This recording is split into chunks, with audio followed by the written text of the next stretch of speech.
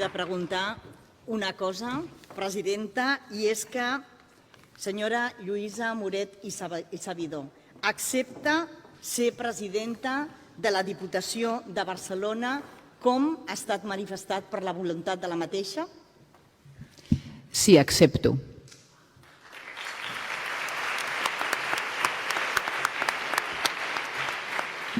Doncs ara procedirem al jurament o la promesa del càrrec. Endavant.